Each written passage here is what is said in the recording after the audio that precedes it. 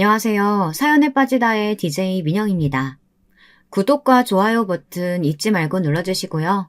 오늘의 사연도 함께 만나볼게요. 안녕하세요. 여러분과 어쩌면 비슷한 나이대의 남성 구독자입니다. 현재 경기도 수원에서 큰 감자탕집을 운영하고 있고요. 저희 감자탕집은 생긴 지 얼마 안 됐지만 단골들이 점점 생겨나는 추세인데요. 요 전날 손님 한 분이 갑자기 저한테 이 사연 채널을 소개시켜 주더라고요. 저희 집 단골 손님분이 라디오 같은 것인데 사람들의 사연을 읽어주는 거라고 하더군요. 그래서 차에 있는 시간이나 주방에 있다 시간이 남으면 듣게 되었는데요. 저도 모르게 시간 가는 줄 모르고 듣게 되더군요. 그런데 사연을 계속 듣다 보니 문득 제 사연도 써봐야겠다는 생각이 들었습니다. 평소 좋은 일이 생겨도 떠벌리거나 자랑하는 성격이 아닌데 이 일만큼은 꼭 전달을 하고 싶더군요. 제 이야기로 누군가에게 고마움을 전하고 싶기도 하고 어쩌면 제 이야기에 영향을 받아 힘을 얻을 수 있는 사람들도 있을 것 같아서 말입니다. 사실 기적이라면 기적에 가까운 이야기랍니다. 그래서 시작하게 된 사연이니 끝까지 들어주시고 댓글도 남겨주시면 감사히 읽어보겠습니다. 그럼 조심스러운 마음으로 글을 써볼게요. 먼저 저라는 사람에 대해 소개부터 해야 할 것 같은데요. 저는 작은 시골 마을 외할머니 손에서 컸습니다. 부모님이 계시긴 했지만 저를 책임질 수 있는 능력이 없으셨고 그래서 외할머니에게로 떠넘겨진 거였죠. 허리가 많이 불편하신 외할머니께선 저를 맡을 경제적 능력이 없음에도 불구하고 흔쾌히 떠맡으셨습니다. 하나뿐인 손자라는 이유로요. 사실 저를 낳은 부모님도 친척들도 모두 살기 바쁘다 외면하고 뒤돌아섰는데 할머니만이 저를 키워주셨죠. 덕분에 제가 잘 먹고 잘 자랐습니다. 시골 마을이었지만 공부도 열심히 했고요. 할머니를 기쁘게 하는 일이라면 뭐든 해드리고 싶었습니다. 저를 위해 고생하시는 할머니 덕에 고아원에 버려지지 않고 자랐으니까요. 그때의 따뜻함이 제게 많은 영향을 끼친 것인지 저는 이 나이가 되어서도 나이 지긋한 할머니들을 보면 말을 붙이거나 뭐라도 도와드리고 싶다는 생각이 먼저 들곤 합니다. 물론 시골 마을에서 열심히 공부해봤자 열심히 일해봤자 누릴 수 있는 건 많이 없었답니다. 저희 세대가 대부분 다 가난하기도 했지만 특히 저희 시골은 더더욱 여건이 좋지 않았죠. 그래서 나중에 할머니 병원비를 대야 할 때나 집안에 급한 일이 생겼을 때 딱히 도움을 청할 곳이 없어 막막하고 답답했습니다. 손주인 제가 할머니를 보살펴드려야 마땅했는데 성인이 되어서도 저는 여전히 농사 말곤 할 수 있는 게 없었으니까요. 무력했습니다. 그래서 어느 날 결심했죠. 이 농촌을 떠나 도시로 가서 뭐라도 하겠다고요. 그렇게 해야 할머니도 나도 잘 살 수 있는 길이라고 그때는 생각했습니다. 할머니, 나 도시 가서 돈 많이 벌어올게. 한 달에 한 번씩 들리기도 할게. 그러니까 아프지 말고 농사일 무리하지 말고 있어. 알았지? 밥도 꼭 챙겨 먹고. 아이고 이놈 시키야. 못하러 거길 가. 그냥 할미랑 있자. 할미 괜찮어.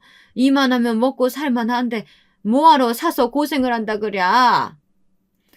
젊었을 땐 뭐든 사서 고생한다고 하잖아. 젊을 땐 그래도 돼. 나 믿고 마음 편하게 있어. 알았지? 할머니는 제 걱정을 정말 많이 하셨습니다. 고생할까 봐서였죠. 저도 만만치 않은 길이 될 것임을 알고 있었습니다. 하지만 당시엔 선택지가 많지 않았어요. 도시의 공장에서 음식점에서 배달 일을 하며 그렇게 닥치는 대로 돈을 버는 것이 맞다고 판단했습니다. 할머니께선 제 건강이 걱정된다 하시며 시골집에 내려갈 때마다 잔소리를 참으로 많이 하셨어요. 저 때문에 잠도 잘 못 주무신다고 말을 듣곤 속상하기도 했습니다. 할머니, 나 다 할머니랑 잘 되려고 일하는 거야. 그리고 일하는 거 하나도 안 힘들어. 힘들지 않기는. 너 눈밑 거뭇거뭇하고 예전엔 밥 2공기 먹던 녀석이 1공기도 못 먹고 있는데 어떻게 안 힘들다는 거야? 내가 너 아는데 너 아무래도 몸이 안 좋은 것 같아. 병원 가봐야 돼, 아가. 병원 가봐야 해. 그러던 할머니께서 어느 순간부턴 계속해서 병원에 가야 한다고 우기시더군요. 당시엔 우기시는 거라 생각했습니다. 제 몸은 말짱했고 피곤할 뿐이지 코피 한 적 터진 적 없었으니까요. 그걸로 할머니와 가벼운 실랑이도 오갔죠. 그런데 참 사람이 한치 앞을 모르는 게 인생이더라고요. 여느 날처럼 짜장면 배달 일을 하다 그만 시야가 뿌얘지며 쓰러지고 말았습니다. 눈을 떠보니 흰 천장이었고 옆에선 할머니가 울고 계셨죠. 몰랐지만 전 당시 건강 상태가 꽤나 안 좋았던 상태였습니다. 20살 중반 나이에 암이라고 하더군요. 상상이 되시나요? 저는 의사 선생님에게 그 말을 듣는 순간 정신이 잠깐 나가 있었습니다. 어떻게 이 나이에 암이 걸릴 수 있지? 이성적으로 이해가 되지 않았어요. 그런데 의사는 저에게 더더욱 잔인한 선고를 내리더군요. 지금 당장 수술하지 않으시면 위험할 수도 있어요. 젊은 분이니 암세포도 빠르게 퍼질 수 있습니다. 아주 무섭게 들렸죠. 아마 여기 구독자분들 중 한 번이라도 아파보신 분들이라면 아실 거예요. 한 번 병에 걸리면 별의별 생각이 다 들기 마련이죠. 이대로 암세포가 온몸에 퍼지면 어떡하지? 내가 잘못되면 어떡하지? 가족 걱정에 내 몸 걱정에 불안이 생기고 초조해지죠. 저도 그랬습니다. 더군다나 어린 나이니 제 감정을 추스리기가 더 힘들었답니다. 할머니는 매일 기도를 하셨습니다. 제가 낳게 해달라고요. 하루빨리 우리 손주를 일으켜달라고요. 할머니가 그렇게 눈물로 기도하시는 모습은 생전 처음 보는 모습이었습니다. 할머니, 나 괜찮아. 나중에 항염치료를 받으며 버거운 가운데도 할머니 손을 꼭 잡아주었는데 할머니가 오열을 하시더군요. 갈 사람은 난데 왜 제가 아프냐고 당신께서 대신 아파주고 싶다고 말씀하시더군요. 그 말에 왈칵 눈물이 났습니다. 할머니가 아프면 내가 더 힘들지. 우리 할머니 나 때문에 얼마나 고생스럽게 살았는데 매일 폐지 줍고 시장통에 일하러 나가고 나 하나 학교 보내겠다고 얼마나 고생했는데. 할머니, 나는 괜찮아. 할머니가 아팠을 거 생각하면 내가 아픈 게 100번 나. 진심이었습니다. 할머니가 아프실 바엔 제가 아픈 게 100번, 1000번이고 나았죠. 할머니의 기도 덕분이었을까요? 다행히 저는 몸을 회복했습니다. 그리고 일도 나갈 수 있게 되었죠. 젊었기에 회복도 빨랐습니다. 일대 저는 병원 문을 나오면서 하늘이 저에게 두 번째 삶을 주었다고 생각이 들더라고요. 그리고 주어진 두 번째 삶은 결코 허투루 쓰고 싶지 않다고 생각했어요. 이 두 번째 삶은 기적과도 같은 삶이니 감사함을 갖고 전보다 더 치열하게 열심히 살고자 다짐했습니다. 또 그 시기 제게 인생 처음으로 할머니 외에 책임져야 할 한 여자도 생겼으니까요. 예상하셨겠지만 바로 제 아내였습니다. 아내는 저를 간호해주던 간호사였는데요. 성품이 참 좋은 여자였습니다. 특히 저희 할머니에게도 어찌나 친절하게 대해주었는지 몰라요. 병원 간호사들은 보통 자기 일을 하느라 바쁜데 아내만이 유독 제 건강 상태에 관심을 기울여주고 할머니를 보면 안부 인사를 건네주었죠. 그런 다정함과 따스함이 저를 사로잡았습니다. 그리고 결혼으로 이끌었습니다. 그런데 이때 예상치 못한 난관을 만나게 되었죠. 제가 한창 열심히 살기 위해 남들보다 2배로 월급을 주는 공장에 들어가 일을 하고 있을 적 아내가 먼저 말을 하더군요. 결혼을 하고 싶다고요. 사실 결혼에 대한 경제적 준비가 되어 있진 않았지만 옛날 시대엔 지금보다 훨씬 결혼 정년기가 빨랐어요. 그러니 저도 이왕 하게 될 결혼이라면 빨리 살림을 합치자 생각했습니다. 하지만 이것을 별로 좋지 않게 보신 분이 저희 장모님이셨죠.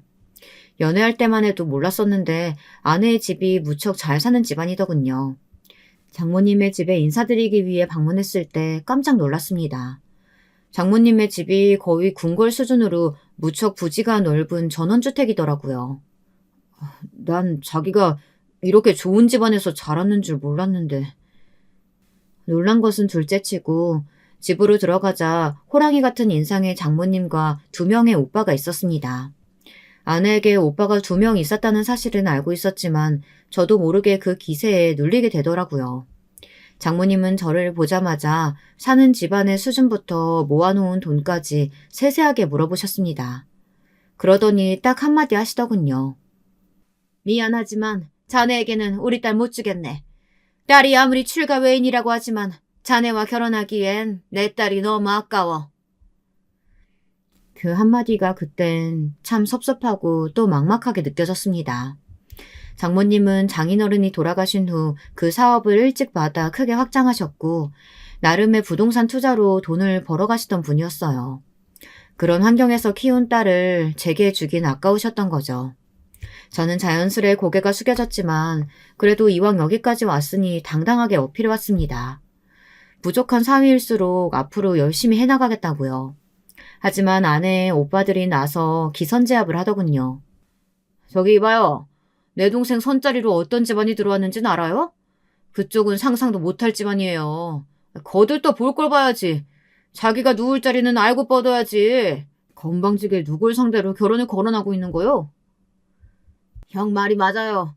험한 말 나오기 전에 그만 들어가시오. 우리 엄마 의견이 그런 거면 우리도 다 똑같은 생각이니까 긴 말 할 거 없습니다. 그렇게 저는 쫓겨나듯 나올 뻔했습니다. 그럴 뻔했죠. 근데 그때 아내가 벌떡 일어나 그러더군요. 오빠들 엄마 정말 너무하신 거 아니에요? 나랑 한 약속 다들 잊었어요? 내가 원하는 상대랑 결혼하게 해주겠다는 말. 그 약속은 꼭 지켜주기로 약속했잖아요. 사람이 어떻게 한 입으로 두 말을 해요? 나는 오빠들이나 엄마가 뭐라 하든 이 결혼 해야겠어요. 안 그럼 나도 내가 어떻게 될지 몰라요. 아내가 씩씩거리며 기세 넘치게 소리 지르는 모습을 전 그때 처음 보았습니다. 아내는 결혼 전 장모님과 모종의 약속을 한 모양이었어요. 나중에 이유를 물어보니 자신은 어린 시절부터 사랑에 대한 로망이나 그런 것이 있었는데 혹여나 집안의 반대에 부딪혀 좌절할까봐 두려웠다고 하더군요. 원하던 사람과 결혼하는 게 꿈이었는데 그게 이루어지지 않으면 아내 입장에선 그것만한 비극이 없다고 했습니다. 그래서 장모님께 약속을 받아놓은 것이었죠. 그게 이렇게 쓰일지는 아내조차 몰랐고요. 허나 어찌됐든 아내가 바락바락 지른 자신의 주장에 장모님은 아무 말씀을 못하셨고요. 그저 저만 원망스레 노려볼 뿐이셨습니다. 마치 제가 딸을 훔쳐간 도둑놈이 된 심정이었습니다. 며칠 후 장모님께서 저만 따로 부르셨습니다. 결혼은 허락하겠네. 대신 우리 딸에게 잘 해주게.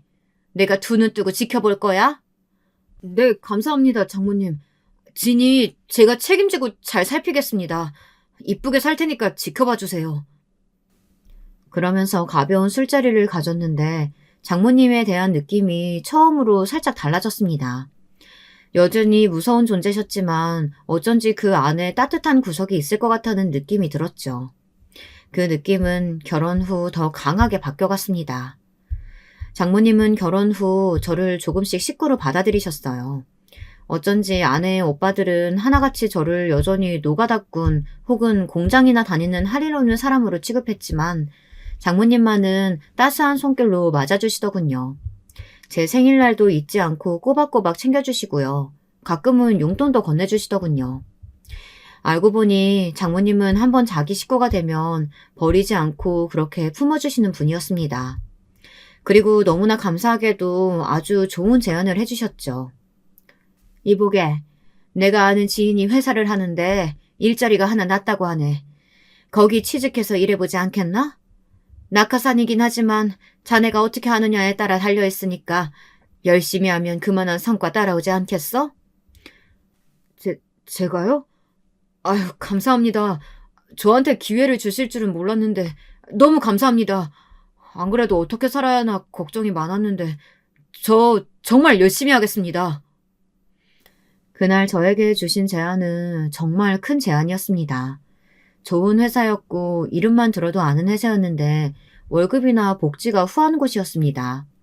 아내도 기뻐했고 저야 뭐 더할 나위 없이 열심히 하겠다는 각오로 부지런히 일했죠. 그런데 제가 일을 잘해 성과를 인정받으며 위로 올라가는 듯 보이자 여기에 시기와 질투를 하는 사람들도 있더군요. 바로 절 처음부터 노가다꾼 취급하며 무시했던 아내의 두 오빠들이었습니다. 장모님 건강이 별로 좋지 않다 해서 과일이랑 건강식품을 사들고 갔더니 이러더군요. 외부는 요즘 양복 입고 다니더니 허영심이 들었나 보네? 갑자기 왜 집에 과일이며 이런 걸 갖다 줘? 돈이 남아 도나 봐? 아, 네? 형님, 돈이 남아 돈다기보다는 장모님께서 요즘 자주 아프시다고 하셔서요. 감기 떨어지시라고 드리는 겁니다. 우리 엄마 생각해서 주는 거라고? 글쎄, 난 그 말 그대로 믿기지 않는데? 우리 엄마한테 잘 보여서 행여나 뭐 더 얻어내려고 하는 건 아니고? 네? 아니, 제가 여기서 뭘 더... 됐어. 그냥 자네 위치나 잊지 마. 지금 그 자리도 우리 엄마가 마련해준 자리라는 거 잊지 말라고. 사람이 분수를 알아야 하는 법이거든. 당시 두 형님들은 같이 사업을 하고 있었는데 잘 풀리지 않아 자금이 부족하다고 들었습니다. 그것 때문에 장모님이 골머리를 앓고 계시다는 것도요. 그런데 괜히 제가 넉넉해 보이니 아내가 있는 자리에서도 저를 비웃고 깔보더라고요. 비천한 출신이 자기 집안에 들어와서 신분 상승했다는 등 감사해야 한다는 등 이런 말들을 하면서요. 어이가 없었죠. 우습기도 했고요. 질투하는 모양새를 보여봤자 더 한심해 보일 뿐이라는 걸 정작 모를까요? 이때 장모님께서는 형님들을 두고 저에게만 따로 하신 말씀이 있었습니다. 그 말씀이 참으로 공감되었죠. 내가 저 두 녀석들 보면 머리가 아프네. 어렸을 때부터 붙어다니고 사고치고 다니더니만 이제 머리 컸다고 뭐 사업이니 뭐니 이런 일만 하며 저지르는데 실속은 하나도 없이 요람만 떠는 놈들이야. 제대로 사업해보려면 경험도 해보고 쓴맛도 봐야 하는데 전혀 그럴 생각도 없고 늘 머릿속엔 돈 쓸 궁리만 있지. 그러니 내가 안심할 수가 없어. 저 녀석들한테 언젠간 회사를 맡겨야 하는데. 네, 그러게요. 걱정이 많으시겠어요. 그래도 내 생각보다 진서방 자네와 진이가 잘 살아주니 난 일단 그것만으로도 고마울 따름이야. 내가 결혼 전에 너무 반대했던 걸로 혹시 마음 상했다면 용서해주게나. 자네가 넓은 마음으로 말이야. 아닙니다, 장모님. 충분히 그러실 수 있다고 생각합니다. 장모님의 따뜻한 말씀에 힘이 많이 났습니다. 그런데 저를 하나둘 챙겨주자 어느 날 일이 벌어지고 말았습니다. 저는 이 일로 다신 형님들과 대적하지 않기로 마음을 먹었고요. 장모님의 생신날 벌어진 일이었습니다. 저는 호텔을 예약해 놓았고 형님들과 함께 간단히 저녁 식사를 하기로 했습니다. 준비도 호텔 측에 부탁을 해놓았죠. 큰돈을 들이긴 했지만 어차피 장모님 덕에 얻은 것들이 많으니 전혀 아깝지 않았습니다. 근데 케이크 촛불을 불어야 할 시간에 형님들이란 작자가 예약한 호텔로 오지 않더군요. 연락이 아예 되지 않았습니다. 자정이 넘어서야 큰형님이 완전 엉망이 된 모습으로 집에 들어와선 다짜고짜 저에게 막말을 짓거리더군요. 제가 장모님에게 잘 보여서 회사를 넘겨받으려고 혈안이 됐다고요. 형님 진정하시고 일단 방으로 들어가세요. 너무 취하셨어요. 그리고 오늘 장모님 생신이었는데. 야, 만지지 마. 감히 니 따위가 누굴 만져? 이 총것이. 야, 너 같은 시골 촌놈들하고는 내가 겸상도 안 해. 알아? 너 우리 가족으로 받아줬다고 착각하지 마. 알았어? 너 같은 상놈들하고는 상대도 하기 싫으니까. 오빠, 대체 무슨 말을 하는 거야? 정말 내 남편한테 왜 이래? 가슴이 아팠습니다. 저도 모르게 울분이 솟구치더라고요. 아내도 화가 나 버럭 소리를 질렀고 장모님도 표정이 어두워지셨죠. 형님들이 저를 마음에 안 들어 한다는 건 알았어요. 하지만 이 정도인 줄은 몰랐기 때문입니다. 그런데 뒤이어 둘째 형님이 갑자기 장모님 앞에 있던 케이크 상자를 들더니 희죽거리며 제 얼굴에 그대로 던져버렸습니다. 야, 너는 이런 빵도 먹을 자격 없어. 욕심만 그득해서는. 에휴, 진이 너는 어쩌다 저런 철한 놈하고 결혼해가지고는 이사람을 만드냐? 케이크 상자를 맞은 아픔보다 작은 형님이 하는 말들이 더 비수가 되었습니다. 어떻게 한 가족이 된 사람에게 저런 말을 할 수 있을까요? 저는 그대로 그곳을 나왔고 아내가 울면서 저를 뒤따라왔죠. 그 후로 장모님은 내내 제게 미안해하셨습니다. 자신이 자식을 잘못 키워 절이 된 것이라면서 말입니다. 내가 아들이라고 싸고 돌지만 않았어도 저놈들이 저렇게까지 망나니는 안 됐을 텐데. 내가 진서방한테 너무 미안하구만. 볼 면목이 없네 그려. 아니에요, 장모님. 왜 추운데 여기까지 오셨어요? 제가 모셔다 드릴게요. 집으로 가세요. 장모님은 추운 한겨울날 저희 집까지 찾아와 사과의 말씀을 전하셨죠. 물론 장모님이 그러신다고 상처가 없어진다거나 기분이 나아지는 건 아니었어요. 하지만 저는 형님들을 불쌍한 사람들이라고 생각하기로 했습니다. 사업도 망해가고 상황도 안 좋아지니 누구라도 같이 끌어내리고 싶은데 그게 저였을 뿐이었으니까요. 나중에 형님들은 저에게 와서 사과를 하긴 했습니다. 장모님이 저에게 사과하지 않으면 돈줄이 끊긴다고 위협을 하셨나 봐요. 정말 울며 겨자 먹기로 사과를 하더군요. 그땐 내가 술에 취했어서. 그래도 이해하지? 원래 술 먹으면 사람이 약간 돌잖아. 내가 그날은 좀 심했어. 저는 아무 말도 하지 않았습니다. 부끄러운 줄 아세요. 이 한마디만 남기고 돌아섰죠. 그들이 정말 부끄러운 걸 알길 바랬습니다. 자기 상황이 안 좋다고 해서 다른 사람을 함께 비난하고 끌어내리는 게 얼마나 한심한 행동인지 알길 바랬어요. 그리고 저는 그 후 장모님의 회사 사원으로 들어가 일을 하게 되었습니다. 이건 역시 장모님의 요청에 따른 것이었어요. 물론 형님들은 좋아하지 않으셨지만 저는 장모님을 보조하며 열심히 일했습니다. 그런데 인생이 참 쉽지 않은 모양입니다. 이번엔 아내가 문제였습니다. 아내가 임신을 하고 한 번 유산을 경험한 뒤로는 임신이 잘 안 되더라고요. 사실 저는 아이에 대해 조급해하지 않았는데요. 아내는 20대 후반으로 갈수록 왜 자신에게 아이가 안 생기는지 불안해했습니다. 또래 친구들은 이미 아이를 낳고 키우고 있는데 자신만 혼자가 된 기분이라고 했습니다. 아내의 상태는 날이 갈수록 안 좋아졌죠. 제가 어떻게든 기분을 좋게 해주기 위해 드라이브를 가기도 하고 여행을 떠나기도 했지만 아내는 어쩐지 자기만의 세계에 갇힌 사람 같아 보였어요. 우울해 보였죠. 그러던 어느 날은 장모님에게 전화를 해 엉엉 울기도 했는데요. 엄마, 불안해 미치겠어. 왜 이렇게 아기가 안 생기지? 보통은 생겨야 하잖아. 이맘때쯤은 다 생기고도 남을 시기인데 설마 나한테 아기가 안 오는 명인가? 그럼 나 어떡해? 아내는 가정에 대한 꿈, 소망 이런 것들이 큰 사람이었습니다.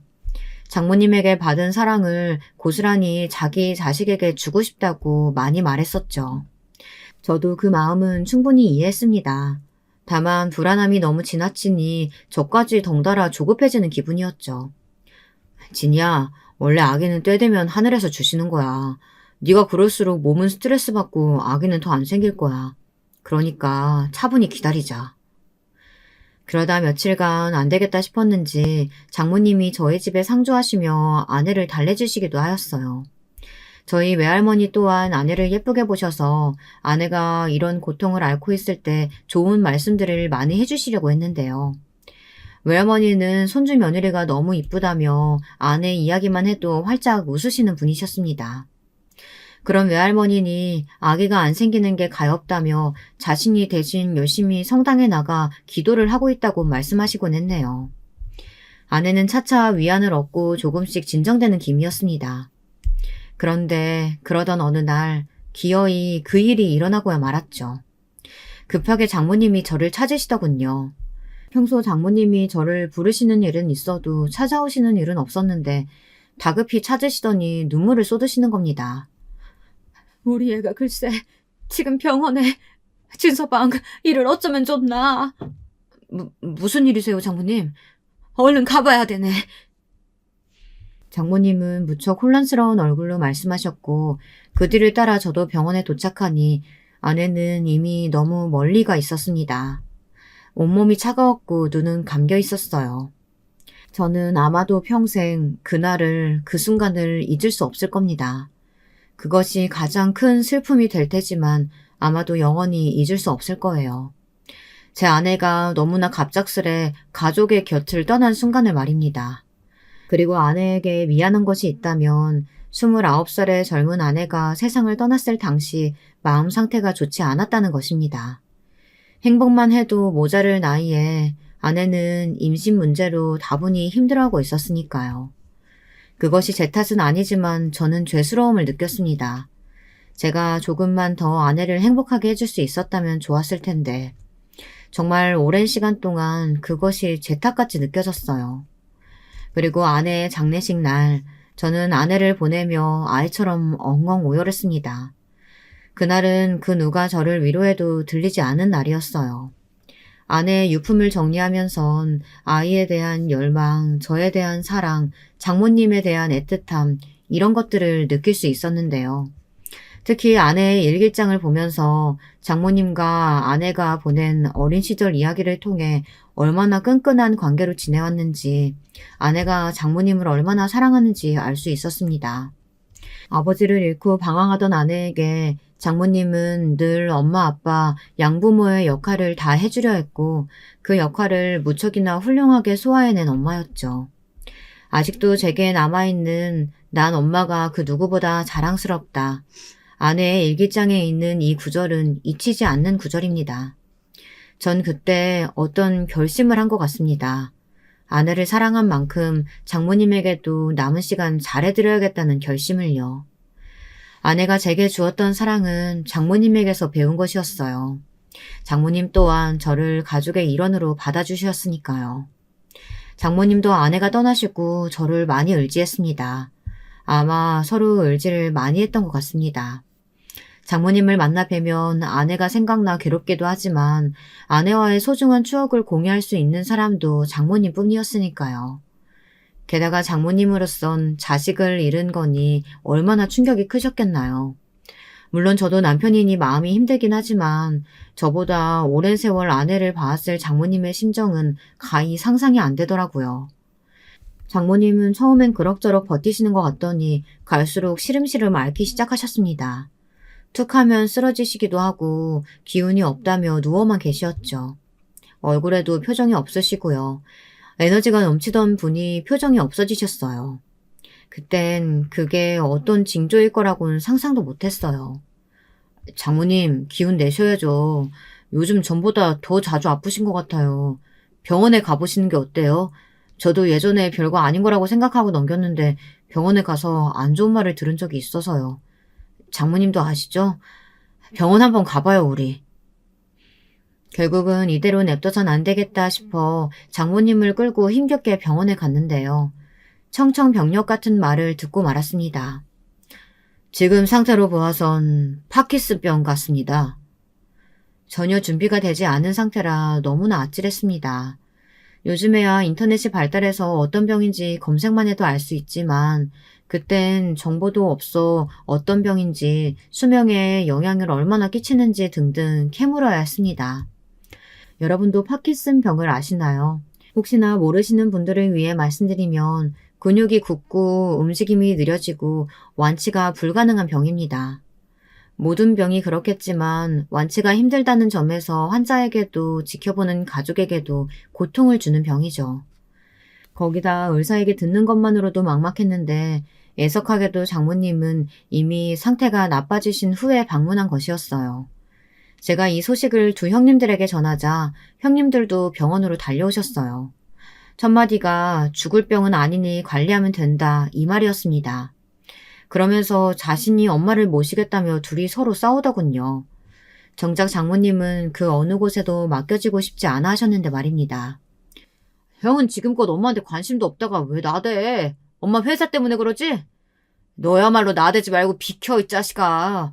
왜 갑자기 착한 척이냐? 정신없이 굴지 말고 동생이면 동생답게 양보도 할 줄 알아라. 어? 동업한 건 망한 것도 다 너 때문인데 지금 참아주고 있는 거니까.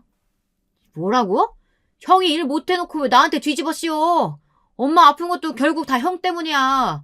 형이 어렸을 때부터 하도 사고치고 다니니까 엄마가 마음고생하다가 저리 되신 거 아니야. 진짜 이런 말까지 안 하려고 했는데 형이 말만 잘 들었어도 엄마 저리 되시진 않았어. 정말 철이 없어도 너무 없었습니다. 보다 못한 장모님이 대화를 막았죠. 그만해라. 둘 다 꼴 보기 싫으니까. 이제부터 내 말 잘 들어라. 일단은 아직 내가 몸이 성하니 내가 회사 운영은 할 거야.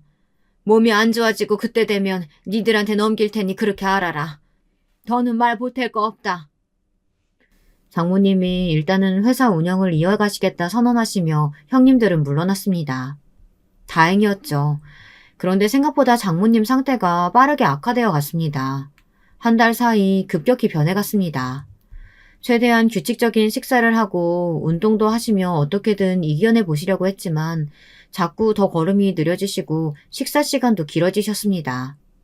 거기다 소화불량도 심각하셔서 음식을 제대로 삼키지도 못하셨죠.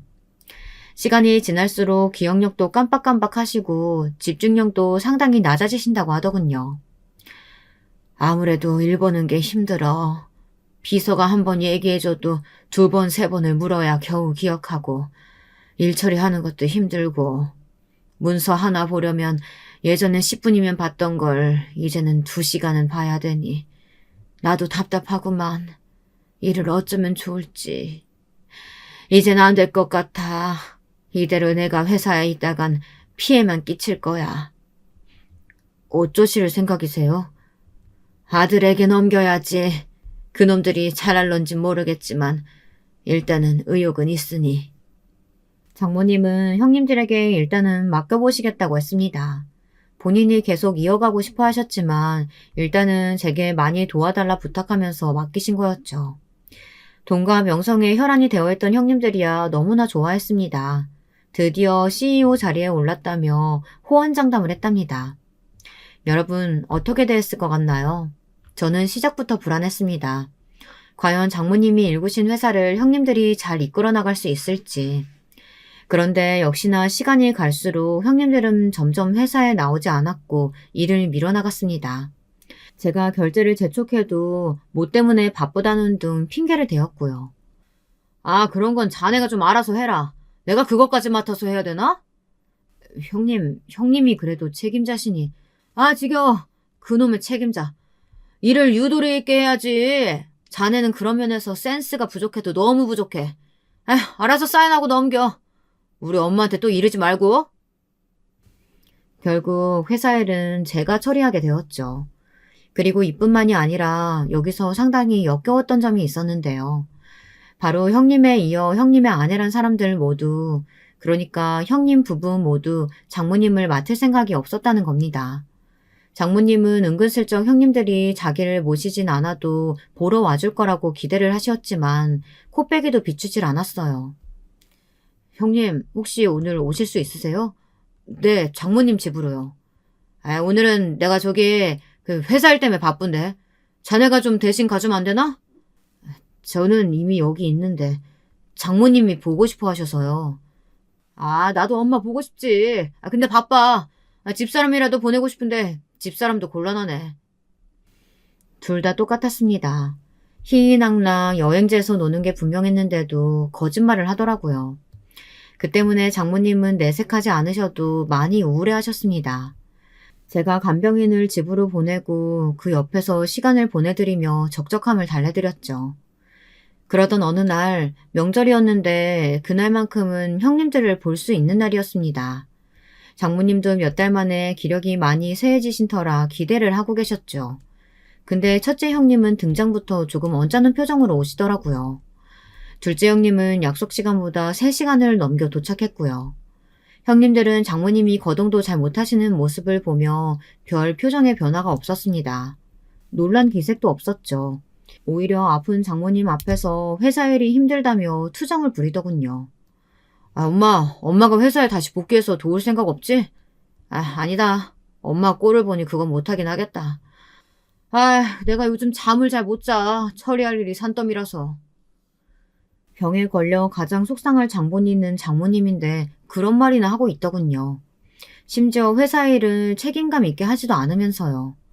열받아 한마디 하려는데 역시나 언짢으셨던 장모님이 불효령을 내리셨습니다.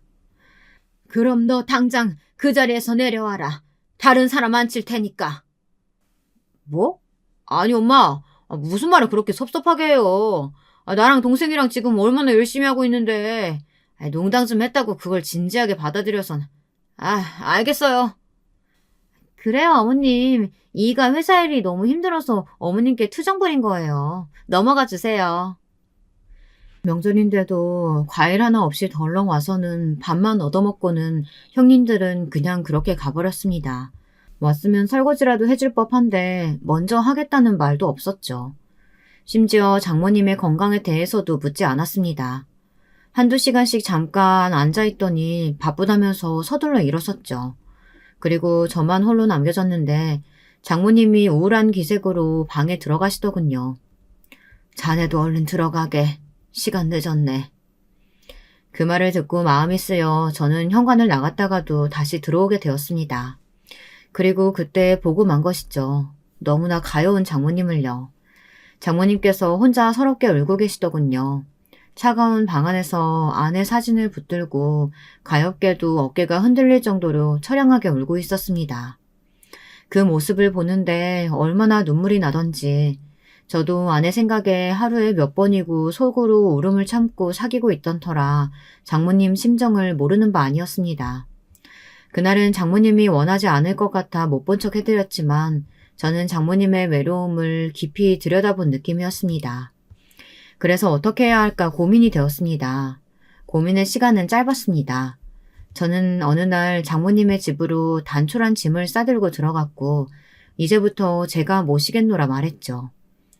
아니 그게 무슨 말이야 진서방. 아니네 나 아직 정정해. 저야말로 사양할게요 장모님. 장모님 제가 원해서 하는 일이니 허락해 주세요. 장모님께서도 저 힘들 때 옆에서 힘 되어주셨잖아요. 저도 그러고 싶어요. 제 말이 끝나자마자 장모님의 눈에 눈물이 글썽였습니다. 옛날 같았으면 엄한 목소리로 그럴 필요 없다 다그치셨겠지만 그간 많이 약해지셨는지 고맙다고 기어들어가는 목소리로 그러시더군요. 고마울 거 하나 없어요. 장모님, 이제부터 우리 행복하게 잘 살아봐요. 전 씩씩하게 웃으며 제 짐을 정리했고 아내가 자곤 했던 침대에 몸을 눕혀 잠시 아내 생각을 했습니다. 아내라면 지금의 저를 기특해 할 것 같아 마음이 뿌듯해져 왔죠.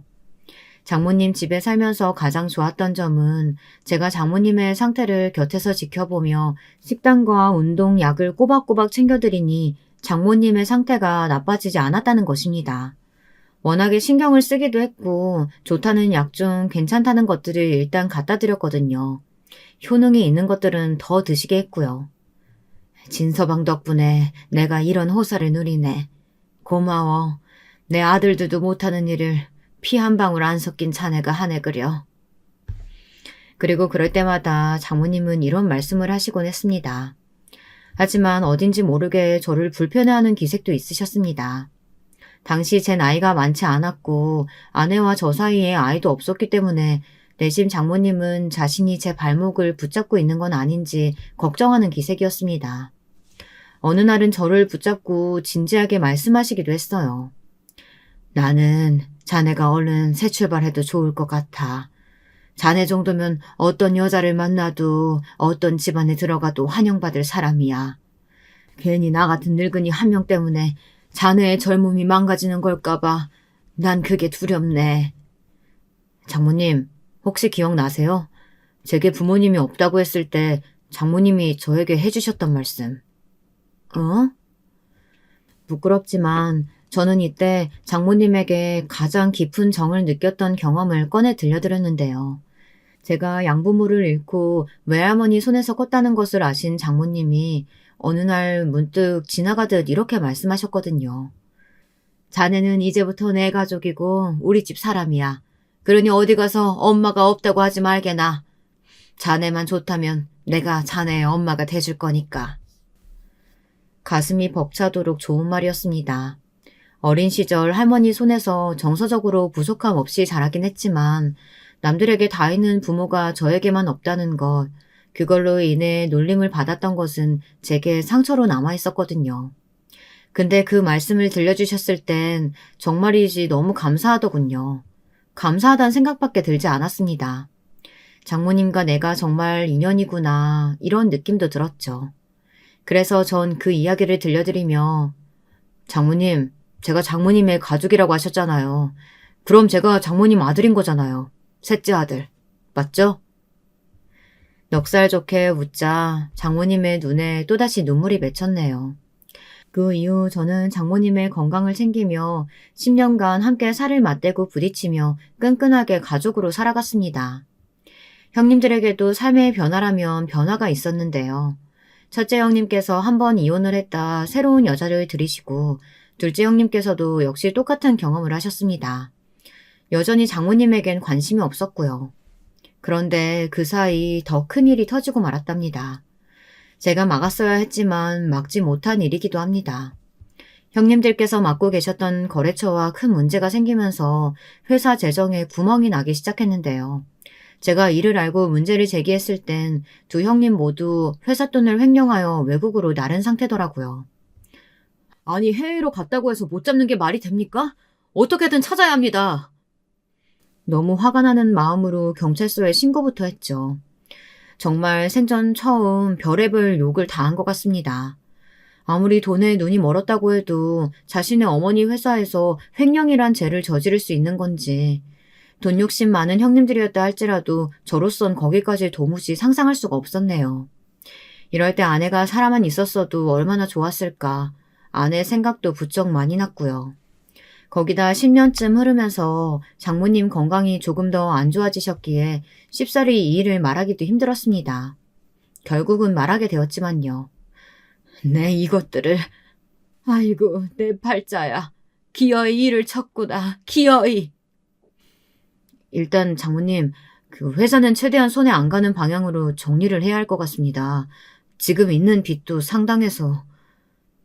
여기저기 벌려놓은 사업들이 있었던지라 빚은 불가피했고 어쩔 수 없이 장모님이 피땀 흘려 세우신 회사는 무너져야 했습니다. 그때부터 장모님의 우울증 증세가 시작되었죠. 그전까진 그래도 가끔씩 아내 이야기를 하며 일상을 나누며 잘 견디고 버텨하셨는데 형님들이 회사를 배신하고 나갔다는 이야기를 듣자 완전히 무너져 버리셨어요. 정신을 차리지 못하셨죠. 자식의 배신을 어떻게 쉽게 받아들이실 수 있겠나요? 여러분들이라면 어떨 것 같으세요? 저는 장모님의 심정이 100번 공감되었습니다. 그런데도 전 일단 이리 뛰고 저리 뛰며 돈을 빌리기 바빠 장모님을 챙길 시간적 여력이 없었네요. 형님들이 해외로 돈을 들고 꽁꽁 숨어버린 탓에 저는 그 후 10년을 미친 듯이 고생해야만 했습니다. 그 나이쯤 되면 여유있게 장모님 모시고 이곳저곳 여행도 다니고 할 줄 알았는데 빚에 허덕이는 신세가 되어버린 거죠. 미안하네 진서방. 이게 모두 나 때문이네. 자네가 다 책임지려 하지 않아도 돼. 자네는 그런 의무 없어. 이제 날 떠나고 홀가분하게 자네 삶을 살아줘. 부디 그게 내 마지막 소원이야. 솔직히 장모님이 이렇게 말씀하셨을 땐 저도 사람인지라 마음이 흔들렸습니다. 그냥 눈 한 번 딱 감고 모른 척도 하고 싶었습니다. 근데 제가 열정을 다해 지키려 했던 회사며 사랑했던 아내 장모님은 도저히 모른 척 할 수가 없었습니다. 뼈가 갈리는 한이 있더라도 끝까지 지켜드리고 싶었어요. 장모님과 저 모두 아주 비좁은 단칸방으로 이사를 가야 할 만큼 형편은 나빠졌지만 말입니다. 그렇게 시간이 흘러 저는 저를 써주는 아는 형님의 회사에 들어가 일을 시작했고 그 돈으로 근근히 생활하며 장모님을 모셨답니다. 장모님을 모신 지 30년쯤 다 되어선 장모님 또한 혀가 마비가 살짝 돼서 음식물을 삼키는 것도 힘드셔 코츠를 사용하셔야 했지만 그래도 저를 알아보시니 그것만으로도 만족했답니다. 파킨슨병의 합병증으로 치매가 있다는 것을 알고 있었기에 장모님이 치매에 걸릴까 두려웠거든요. 장모님, 저 누군지 아시죠? 그럼 우리 사랑하는 진서방이지. 그래서 장모님에게 한 번씩 확인차 물을 때 그렇게 대답해 주시면 안도하곤 했습니다. 주변 사람들도 합병증이 생기지 않아 너무 다행이라고 하더군요. 허나 안심하는 것도 잠시 장모님께서 추위가 심해지면서 상태가 나빠지셨습니다. 병원에선 나이가 들어 몸이 많이 쇠약해지셨다고 손 쓸 방법이 없다고 했어요. 마음이 너무 아팠습니다. 이대로 장모님을 보내드려야 한다 생각하니 무력하게 느껴졌죠. 그래도 장모님의 마지막 가는 길이니 후회 없이 보내드리고 싶더군요. 장모님, 평소 하고 싶으셨던 거 있음 우리 다 해봐요. 장모님은 그저 제 말에 고개를 끄덕이셨네요. 그리고 저는 일이 끝나면 거동도 불편하신 장모님을 휠체어에 태우고 가을 단풍도 잠깐 보고 오고 그랬었네요. 단풍은 참으로 아름답고 이쁜데 장모님은 일이 아프시니 슬프게 느껴졌습니다. 그럼에도 장모님은 아내를 보러 갈 시간이 다가오니 슬프지 않다며 저를 담담히 위로해 주시곤 했습니다. 나는 괜찮아, 진서방. 내 걱정은 말고 내가 하늘 가면 우리 진이도 보고 자네도 지켜보고 있을 테니까 자네는 하고 싶은 거 다 누리고 천천히, 아주 천천히 올라와. 네, 장모님, 그럴게요. 그런데 인생이 참 너무한 게요. 장모님과 오순도순 보내고 있을 적 그 연놈들이 돌아왔더군요. 여기서 그 연놈들이라고 하면 누군지 아시겠나요? 네, 형님들과 그들의 안사람들이요. 그 사람들은 시간이 꽤 많이 흘러 모든 게 괜찮아졌다고 생각한 건지 다짜고짜 흥신소를 고용해 저와 장모님의 거처를 찾아냈더군요. 당신들이 사람들이야? 이 페루나 같은 것들아. 내가 니들 찾으려고 얼마나 개고생했는지 알아? 시간이 오래 지났으니 횡령죄 같은 건 까맣게 잊고 있었는지 뻔뻔하게 구는 형님들을 저는 용서할 수가 없었습니다. 이성을 잃고 눈에 닥치는 대로 뭐든 집어들었네요. 근데 갑자기 큰형님이 무릎을 꿇더군요. 민망스럽지만 엄마, 나 사실 큰 결심하고 왔어요. 내가 엄마 자식이니까 이제부터 엄마 모시고 살게요. 사이한테 맡기지 말고요. 나 엄마 회사 그렇게 말아먹고 해외 도피한 거 엄청 반성하고 후회했어요. 그러니까 내가 빚 갚게 해줘요. 네? 자식도 생기고 하니 엄마 마음 이제 알겠어요. 저도요. 엄마 용서해주세요. 정말 죄송합니다. 두 형님들은 눈물을 흘리며 계속해서 빌더군요. 저는 악마의 눈물이라고 생각했습니다. 믿고 싶지 않았죠. 근데 여기서 장모님이 저를 막으시더니 조용히 대화를 하고 싶다고 하더군요. 그러면서 형님들과 셋이 있게 해달라고 하셨습니다.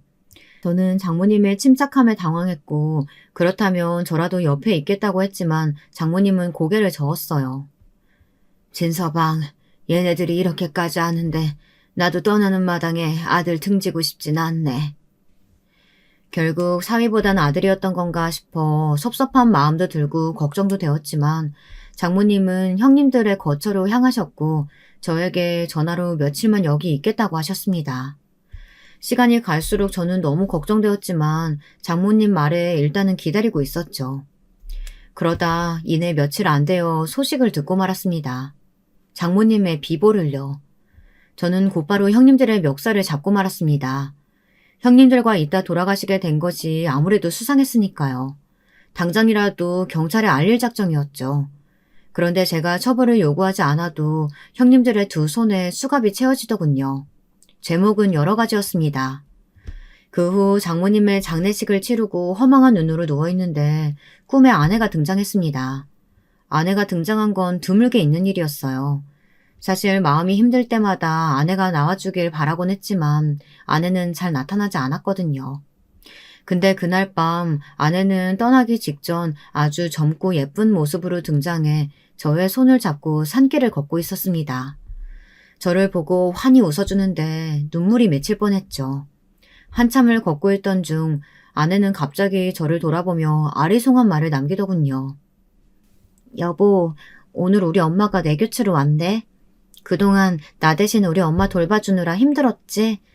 당신한테 그런 무거운 짐 떠넘겨서 미안해. 내가 당신한테 너무 미안하네. 여보, 이제 됐어. 너무 고생했어.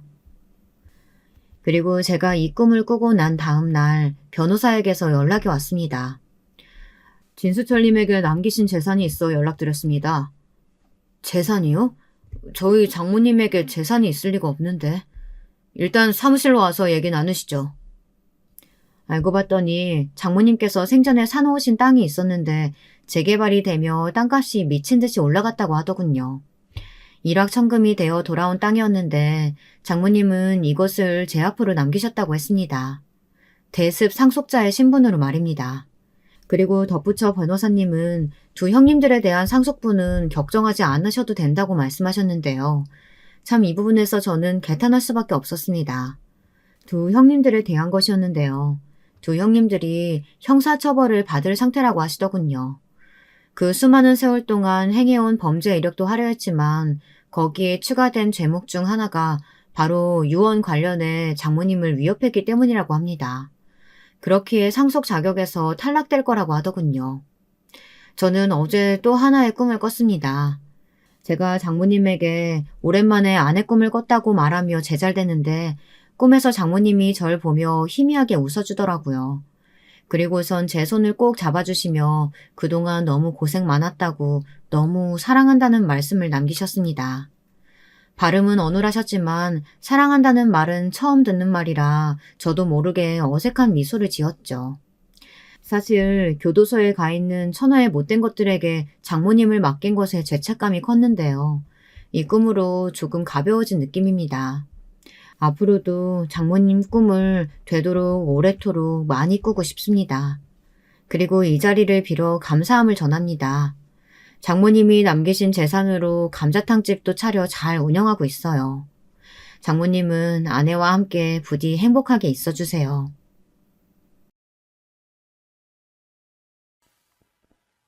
여러분, 두 번째 사연 시작하기 전에 좋아요와 구독 꼭 눌러주실 거죠? 그럼 두 번째 사연 바로 시작합니다. 안녕하세요. 저는 막 40대가 된 여성입니다. 먼저 저의 어린 시절에 대해 말씀을 드리자면 전 바닷가가 있는 큰 도시에서 자랐습니다. 아버지는 해산물 시장에서 일을 하셨어요. 성실하셨기 때문에 아버지의 장사는 제법 잘 되었다고 합니다. 저희가 살던 도시가 워낙 해산물로 유명한 지역이기도 했고요. 아버지는 해산물 장사를 하시다가 어묵 공장을 차리셨어요. 어묵을 찾는 수요가 늘면서 공장은 잘 되어갔죠. 이런 집에서 1남 2녀 중 막내로 태어난 저는 아버지의 덕분으로 유복하게 어린 시절을 보냈습니다. 크게 부족한 것이 없었고 그저 달리기 하는 것을 좋아하는 말괄량이 소녀였죠. 어린 시절 매일 하라는 공부는 하지 않고 아버지 공장으로 놀러 갔는데 저는 공부보다 뭔가 공장 돌아가는 것을 보는 것이 재미있었어요. 많은 생선의 살들이 여러 과정을 거쳐 제가 좋아하는 맛있는 어묵튀김으로 변하는 것이 너무나 신기했거든요. 아버지도 재미있어하는 저를 굳이 오지 말라고 말리지 않으셨죠. 그리고 항상 퇴근하시는 길에 졸래졸래 따라가는 저에게 제일 큰 어묵 하나를 먹으라고 쥐어주시곤 했어요. 그 어묵은 아버지가 손수 방금 튀긴 것이었어요. 그렇게 아버지와 함께 저녁 노을을 보며 집으로 돌아오면 항상 어머니는 맛있는 반찬을 한 상 가득 차려놓고 아버지와 저를 기다리고 계셨죠. 고등학교를 졸업하고 저는 당연히 대학을 진학하는 오빠와 언니 뒤를 따르지 않고 아버지께 공장에서 일을 배워보고 싶다고 말씀드렸어요.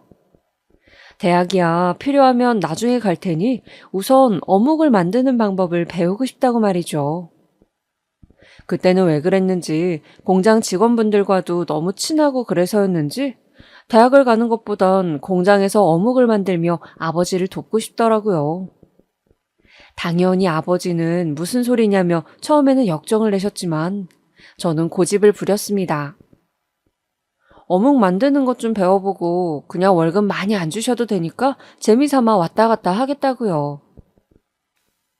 그렇게 저는 얼른 대학 가고 좋은 집에 시집 가야지 라는 소리를 귓등으로 들으면서 20살부터 공장으로 출근을 했습니다.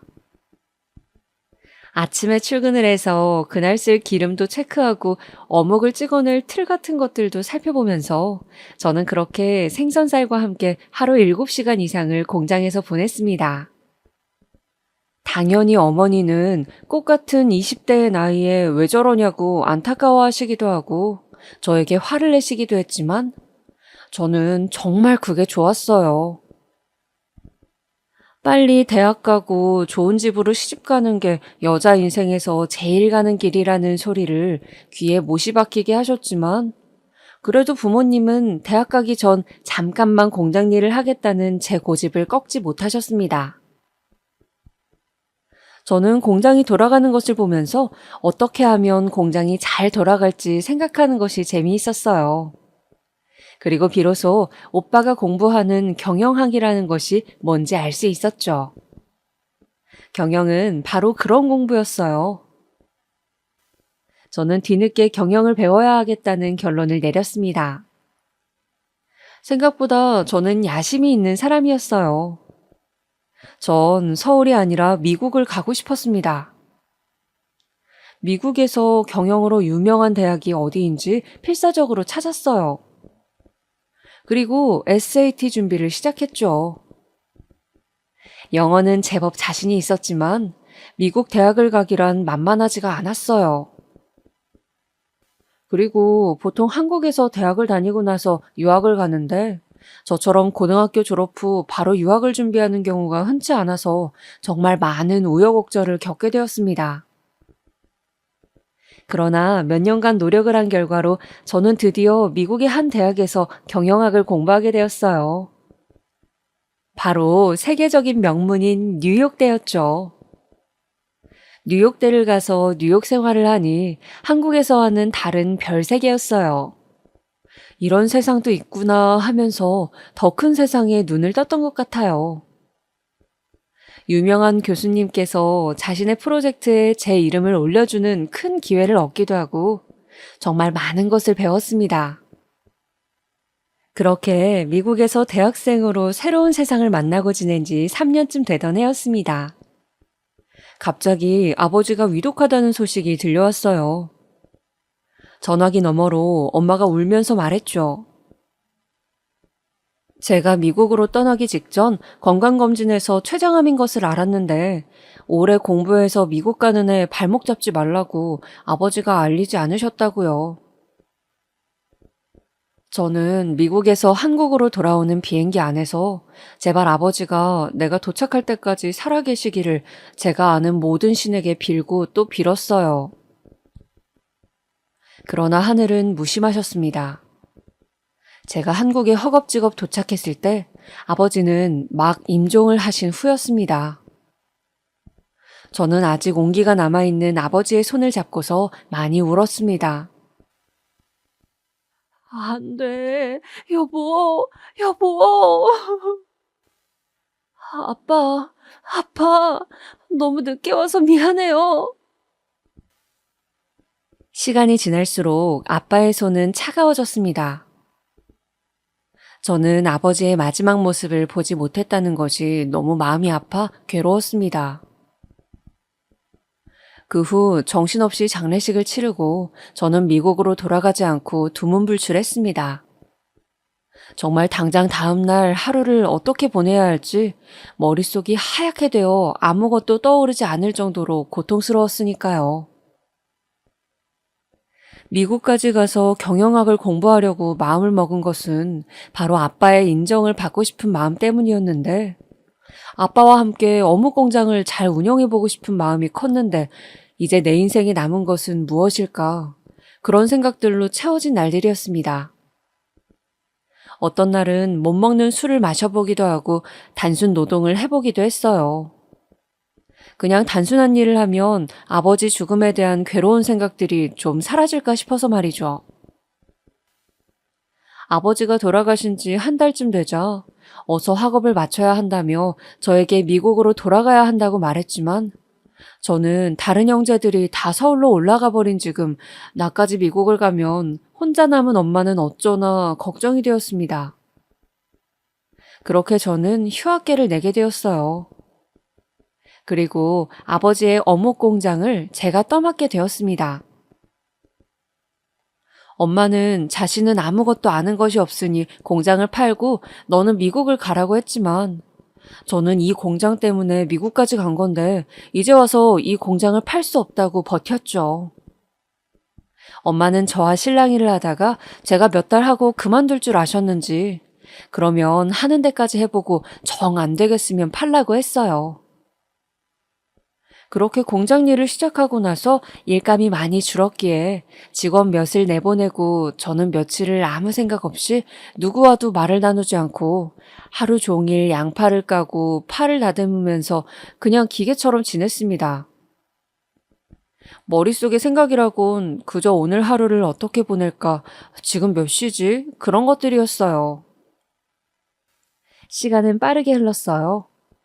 저는 미국에 가지 않은 채로 그냥 한국의 어묵 공장에서 하루 종일 일을 했죠. 엄마는 나중에는 우울증 아니냐고 병원을 가보라고 하기도 하고 또 남자라도 만나라고 했지만 전 당연히 남자에게도 관심이 없었어요. 또 어차피 공장을 가면 작업복을 입어야 했기에 항상 면티에 그냥 어두운 색 바지를 대충 입고 머리를 질끈 묶고 다녔습니다. 그저 편한 게 좋았거든요. 그런 저를 사람들은 부잣집 딸로 보지 않았지만 저는 딱히 부자로 보이고 싶지도 않았어요. 그런데 제가 26살쯤 되던 때였습니다. 저는 공장에만 너무 있으니 애가 너무 생기가 없다는 어머니의 걱정 때문에 강제로 공장을 며칠 쉬게 되어서 평소 아빠와 함께 들르곤 하던 절을 향해서 가고 있었어요. 산속에 있는 절이라 가는 길 자체가 제법 등산이 되기도 했고 오랜만에 맑은 공기도 마시고 스님이 내어주시는 차 한 잔 마시면서 복잡한 머릿속을 정리하고 싶었거든요. 공장에 남고 싶은 마음과 이제는 집을 떠나 공부를 다시 해야 하나라는 고민. 공장은 어떻게 해야 할지 여러 가지로 문제들이 많았어요.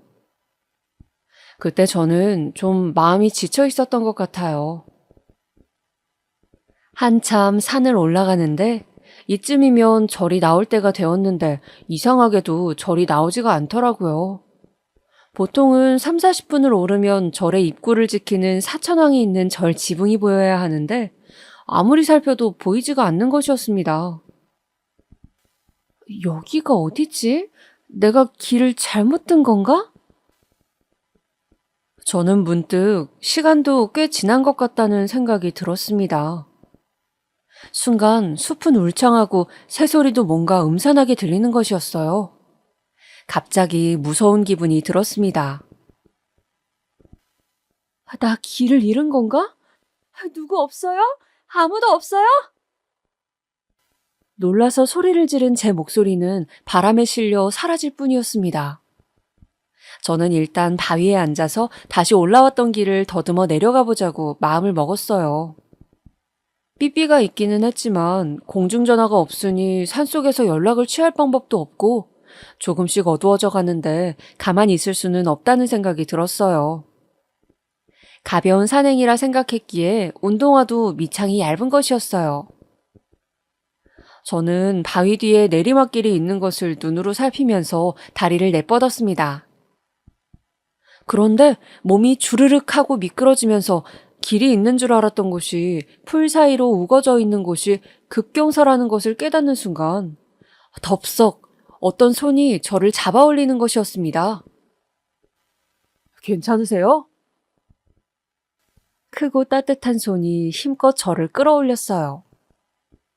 크게 다칠 뻔한 저를 구해준 사람은 듬직한 청년이었습니다. 마치 공장 일로 몸이 항상 단단하셨던 우리 아빠 같은 다부진 느낌이었어요. 저는 난생 처음 뭔가 간질간질한 이상한 기분이 온몸을 타고 올라오는 것 같았어요. 많이 놀라셨죠? 여기 물 좀 드시고 제가 부축해드릴게요. 남자는 제 간이배낭을 대신 짊어지고 내려가는 길을 안다며 저를 내내 이끌어줬습니다. 저는 미끄러질 뻔한 충격과 미묘한 기분 때문에 뭔가에 홀리듯이 그 사람을 따라 산을 내려갔습니다.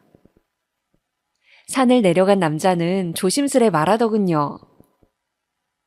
저 실례가 안 된다면 놀라신 것 같은데 저랑 간단히 욕이라도 하시는 건 어떠세요? 저도 놀라서 그런가 배가 고파서요. 아, 네. 저 그럼 오늘 도와주셔서 무사히 내려왔으니 제가 식사 대접하겠습니다. 그 남자와 저는 등산 초입에 있던 허름한 백반집을 가서 식사를 함께 했습니다. 그렇게 그 사람과의 인연을 시작하게 되었어요. 백반집에서 된장국에 밥을 먹으며 참 어색했지만 어쩐지 싫지는 않았어요. 우리는 그날 막걸리집으로 자리를 옮겨 많은 이야기를 나누었습니다. 그 남자는 제가 사는 도시에서 가장 좋은 대학교를 졸업한 취업 준비생이었습니다. 신방과를 나왔지만 은행 취업을 목표로 하고 있다고 했어요. 저는 어묵 공장 일을 하고 있다고만 저를 소개했어요. 언제부터 일을 했냐고 하길래 20살 때부터 했다고 했죠. 그 사람은 어림짐작으로 제가 고졸이겠거니 하는 눈치였습니다. 초면인 사람에게 굳이 미국 유학을 갔다거나 공부하다가 휴학 중이라는 말을 하는 것도 잘난 척하는 것 같이 보일까 싶어 저는 그냥 말을 하지 않았어요. 자신이 좋은 대학을 다녔다는 자부심이 보였기 때문이죠. 그리고 사실 제가 대학 과정을 마치고 졸업한 것도 아니었으니까요. 밥을 다 먹고 제가 구해준 보답으로 밥값을 내겠다고 하자 그 사람은 손사래를 치며 자신이 굳이 밥값을 냈어요. 아유, 어묵 공장 다니신다면서요. 열심히 일해서 돈 버실 텐데 제가 내겠습니다. 전 그러시면 다음엔 빵집에서 한 번만 더 만나주시는 건 어때요? 하더군요. 저는 차마 제 형편에 대해서 제대로 말을 할 수가 없었어요. 가난한데도 공장을 다니며 열심히 산다고 오해한 그분이 너무 저를 칭찬했기 때문이죠. 그 후 그분의 말대로 빵집에서도 한번 만나고 같이 도서관도 가고 하다 보니 어느새 만남의 횟수는 쌓여갔습니다. 옛말에 남녀가 붙어 있으면 결국 정분이 난다더니 그렇게 우리는 만난 지 6개월 만에 자연스럽게 연인이 되었어요. 물론 연애를 시작하고 나서도 남자친구가 오해하고 있는 우리 집 형편이라든가 미국의 대학 이야기는 말하지 못했습니다. 뭐랄까 말할 타이밍을 놓쳤다고나 할까요? 이제 와서 맨날 저한테 대학 가면 이렇다 저렇다 하며 대학 자랑을 하는데 미국에서 대학을 다녔다고 차마 말을 할 수가 없었어요. 그저 이 순간만큼은 이 사람과 즐겁게 보내고 싶다는 마음이었습니다. 그리고 사실 마음 한켠에는 사람이 중요하지 뭐 대학을 갔냐 안 갔냐 그런 게 중요한가 싶은 생각도 있었어요. 저는 가수 서태지를 무척 좋아했는데 서태지가 실업계 고등학교 출신이지만 큰 성공을 거두는 것을 보고 대학에 대한 고정관념이 많이 바뀌어 있었거든요. 남자친구는 한 번씩 저를 대포집에 데려가 술 한 잔을 권하면서 어려운 정치 이야기들을 하기도 하고 또 가난한 자신의 처지를 비관하기도 하더군요. 저는 저를 좋아한다고 말하면서도 아무것도 해줄 수 없다고 슬퍼하는 그 사람에게 어느덧 마음을 많이 주고 있었습니다. 좀 측은지심 같은 것도 있었던 것 같고 또 항상 자신의 삶에 대해 고민하는 모습이 굉장히 호감도 갔던 것 같아요. 그 사람은 오남매 중 차남으로 형보다 공부를 잘해 집안을 세울 기둥이라고 기대를 한 몸에 받고 있다고 했어요. 제가 살던 대도시 근처의 작은 시골 동네 출신인데 아직도 동네에서 제일 공부 잘한 아들 뒀다고 사람들이 부러워해서 부모님께서 자랑스러워 하신다며 자신은 꼭 은행에 붙어야 한다고 말했습니다. 때로는 그런 생각을 하면 정말 부담스럽기도 하지만 그래도 일주일에 한 번 저랑 만나서 이야기를 할 때는 그나마 잊을 수 있다면서 그는 환하게 웃었습니다. 처음 식사를 하면서 제가 어묵 공장에 다닌다고 이야기한 후로 오빠는 저희 집안 형편에 대해서 자세히 묻지 않았습니다. 저의 다 늘어진 티셔츠와 질끈묶은 머리 때문인지 아마도 제 형편을 안 좋게 추측하는 것 같았어요. 데이트를 하고 날 때 제가 가끔 돈을 내려고 하면 오빠는 화를 내면서 말했거든요. 나 밥 사줄 돈 있으면 집에 갈 때 빵이라도 사서 부모님 드리라고요. 저도 그런 오빠에게 차마 제가 일하는 어묵 공장이 우리 집 거라고 이야기할 순 없었습니다. 부르주아니 뭐니 하면서 읽은 책에 대해서 열변을 토하는 오빠는 부자들은 모두 양심이 없고 법을 조롱하는 인간들이라고 믿는 것 같았거든요. 저는 이런저런 생각 없이 그저 그 사람과의 시간을 오롯이 즐기고 싶었어요. 우리가 결혼을 하진 못하더라도 훗날 청춘의 아름다운 기억으로 남을 것이니까요. 오빠는 대학 인근의 하숙집에서 하숙을 하면서 공부를 하고 있었습니다. 저는 그런 오빠의 하숙집 앞에 종종 어묵을 싸들고 찾아가곤 했어요. 오빠, 내가 방금 전에 튀긴 어묵이야. 배고플 때 간식으로 먹어. 오빠는 항상 제가 가져다 주는 어묵을 고마워하며 받아 맛있게 먹곤 했어요.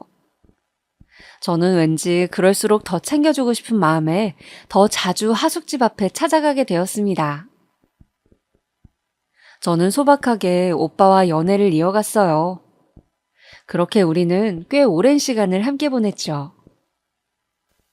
오빠는 저의 옷차림에 대해서도 타박하지 않았고 검소하고 성실해서 넌 뭘 하든 잘 될 것이라고 꼭 나중에 대학 공부도 하길 바란다며 응원을 해주었어요. 그 사람의 다정한 말을 듣고 하루의 피로를 씻어내며 저는 고향에 남아 이 사람과 미래를 꿈꾸고 싶어졌습니다. 사실 처음에는 그냥 지나갈 인연이겠지, 결국은 미국으로 돌아가야겠지 하는 생각으로 정을 많이 안 주려고 애썼지만 시간이 지날수록 통제가 되지 않았습니다. 제가 꿈에 그리던 다정하고 세심한 남자였기 때문이죠. 가끔은 이 사람과 내가 결혼을 하는 것은 어떨까? 나름 똑똑한 사람이니 엄마가 좋게 봐주실 수도 있을 거야 라는 희망을 품고서 저는 남친에게 은행에 취직했다는 좋은 소식이 들려오기를 간절히 바라면서 열심히 뒷바라지를 했습니다.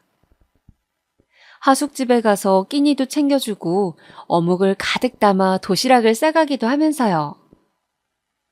오빠의 하숙집에 왔다 갔다 하는 것이 처음에는 걱정되었지만 2층으로 된 단독주택에서 오빠가 기거하는 방은 한쪽으로 돌아가 구석에 있어 사람들을 거의 마주치지 않다 보니 저는 그렇게 한 번씩 오빠네 집에 드나들게 되었습니다. 우리가 만난 이듬해 오빠는 시중은행들의 원서를 내고 본격 취업시험을 치렀습니다. 다행히 오빠는 목표한 은행 중에 2곳이나 무사히 합격했습니다. 저는 정말 뛸 듯이 기뻤어요. 그동안 고생한 것이 헛되지 않은 것 같아서요. 오빠가 대단해 보였습니다. 저는 이번 시험 합격을 통해 드디어 오빠도 가난한 집안을 먹여 살려야 하는 부담이나 자신이 성공해야만 한다는 짐을 어서 좀 덜어낼 수 있기를 바랐어요. 사실 오빠가 데이트를 할 때 술이 한 잔 들어가면 그런 부담감들을 저를 붙잡고 토로하곤 했거든요. 너도 가난에 대해 알지? 우리 집은 말이야. 너무 가난한데 식구가 많아. 그런데 내가 제일 공부를 잘해서 난 꼭 좋은 곳에 취직해야 돼. 그게 내가 낳아준 부모님한테 할 수 있는 유일한 보답이니까. 저는 오빠가 그럴 때마다 사실 잘 공감은 안 되었지만 그저 이 사람이 더 이상 마음 아파하지 않았으면 내가 도움이 될 수 있다면 얼마나 좋을까 하는 생각들을 하곤 했어요. 그리고 그런 한탄을 하며 오빠는 언제나 너도 나와 사정이 비슷해서 좋다면서 대하기가 편하다고 하는 것이었습니다. 저는 그럴 때마다 가슴이 뜨끔하곤 했습니다. 언젠가는 솔직하게 내 상황을 말해야 한다는 생각을 하면서도 우리는 정말 통한다면서 저를 의지하는 오빠에게 차마 입이 떨어지지 않았습니다. 오빠가 막 출근을 해서 회사에 적응을 해나갈 무렵 엄마는 이제 다시 미국으로 가야 한다고 본격적으로 압박을 주시기 시작했어요. 저는 곧 미국으로 갈 거라고 가기 전에 공부를 조금 더 해야 한다고 우겨서 오빠를 만나기 위한 데이트 시간을 확보했습니다. 엄마는 미심쩍어 하시면서 저에게 무슨 책을 샀는지 뭘 읽었는지 캐물으셨지만 저는 잘 둘러대었죠. 그렇게 우리는 3, 4개월 동안 일주일에 한 번씩만 얼굴을 보면서 지냈어요. 그런데 그러던 어느 날 오빠가 저에게 청혼을 하는 것이었습니다. 이제 직장에 적응도 했고, 내가 우리 선아 힘들지 않게 살게 할게. 조만간 부모님과 식사 자리 한번 만들자. 저는 이제는 진짜 제 사정을 말해야 하지 않을까 싶었고, 나는 미국에 가야 하는데 어떻게 해야 할지 고민이 되었습니다. 상황은 점점 오빠와 헤어지고 미국의 대학으로 돌아가느냐, 아니면 오빠와 결혼을 하고 미국 대학을 포기하느냐로 좁혀졌습니다. 저는 매일 머리를 싸매고 고민을 거듭했어요. 정말 어떻게 해야 할지 알 수가 없었습니다. 단지 언젠가는 사정을 정확하게 말해야겠다고 혼자 생각하면서 그래도 가난한 줄 알았는데 사실은 풍족한 집안 딸이라는 것은 별 문제가 되지 않겠지라고 좋게 합리화를 했어요. 어쩌면 저는 오빠의 반응이 어떨지 두려웠는지 모르겠습니다. 사실 이제와 이야기하려니 혹시나 오해를 할까봐 이러지도 못하고 저러지도 못했다는 게 맞겠죠. 차라리 처음부터 솔직하게 이야기했다면 좋았을 것을 말이죠. 오빠는 당연히 제가 청혼을 받아들일 것으로 믿고 금은방에서 샀을 얇은 금반지를 끼워주며 결혼하고 싶다고 청혼을 하더군요. 저는 어쩐지 눈물이 날 것 같았습니다. 없는 형편에 용돈을 모아서 반지를 사러 갔을 오빠의 모습이 떠올라서요. 그리고 분명 좋은 일이긴 한데 한편으로는 그동안 말하지 않았던 것들을 밝히려니 두렵기도 하더군요. 그래서 우리 엄마를 먼저 만나고 싶다는 오빠의 이야기에 일단 오빠네 부모님과 식사 자리를 먼저 하자고 이야기를 했어요. 내가 먼저 인사드리는 것이 맞는 것 같다고요. 사실 저는 일단 오빠네 부모님께 인사를 드리면서 제가 미국 유학 중인데 멈춘 상태이고 저희 집안이 나름 유복하다는 것을 모두가 계신 자리에서 밝히고 결혼 허락을 받을 생각이었어요. 결혼해서도 제가 대학을 다녀야 하는 부분도 걸리고 해서요. 그렇게 저는 11월 중순 오빠가 잡아두었다는 한정식 집에서 오빠의 부모님을 처음 뵙게 되었어요. 그날만큼은 맨날 입고 다니던 면 티셔츠와 검정 바지를 입으면 안 될 것 같아서 어느 정도 차려입고 나갔습니다. 오빠의 가족분들은 먼저 와 계시더군요. 시골분들 특유의 푸근한 인상이셨고 특히 오빠의 어머님은 기분이 너무 좋으셨는지 벌써 얼굴이 빨개져서 우리 아들 하면서 오빠의 손을 꼭 잡고 계셨어요. 연신 어깨를 쓰다듬으시면서요. 저 안녕하세요. 저는 김선아라고 합니다. 저는 그분들에게 다가가서 수줍게 인사를 드렸습니다. 왔어? 이 아가씨가 오늘 소개한다던 여자친구냐? 오빠의 아버지가 저를 아래 위로 살펴보시며 말씀하시더군요. 오빠의 어머니는 저를 이리저리 살피기만 하시고 별다른 말씀이 없으셨어요. 저는 그 눈길이 조금 부담스러웠지만 첫 만남이라 어색한 거겠지 생각하며 애써 미소를 지었습니다. 그동안 말씀 많이 들었습니다. 늦게 인사드려서 죄송합니다. 그러자 아무 말이 없으시던 오빠의 어머니께서 대뜸 말씀하시는 것이었어요. 그래, 아가씨는 그 무슨 공장에 다닌다고요? 무슨 공장이라고 했죠? 뭔가 공장이라는 단어가 특히 도드라지는 것 같았어요. 순간 저도 모르게 민망한 기분이 들더군요. 제가 뭔가를 잘못한 것처럼요. 네, 저기 상수동에 있는 어묵 공장에 다닙니다. 제 대답을 듣자마자 아버지는 말없이 소주를 한 잔 따라 드셨고 어머니는 옆에 있던 오빠의 형과 동생들을 보면서 한숨을 쉬시더군요. 저는 그런 반응이 좀 당황스러워서 일단 가만히 있었어요. 저기 아가씨가 참하고 성실해 보여요. 그런데 우리 아들이 이번에 정말 좋은 곳에 취직한 건 알고 있죠? 라며 갑자기 오빠의 어머니가 제 손을 덥석 잡으시더라고요. 저는 고개를 끄덕이면서 너무 기쁜 일이라고 오빠가 참 자랑스럽다고 말씀드렸습니다. 똑똑한 아들 두셔서 좋으시겠다는 말도요. 그런데 근데 둘이 좀 좋아 지낸 시간이 있단 얘기는 내가 들었는데 우리 아들은 결혼을 하고 싶다고 하던데 아가씨 생각도 그런가요? 대뜸 어머니는 저에게 결혼 이야기를 하시는 것이었어요. 저는 저희끼리는 그렇게 이야기가 되었다고 말씀드렸습니다.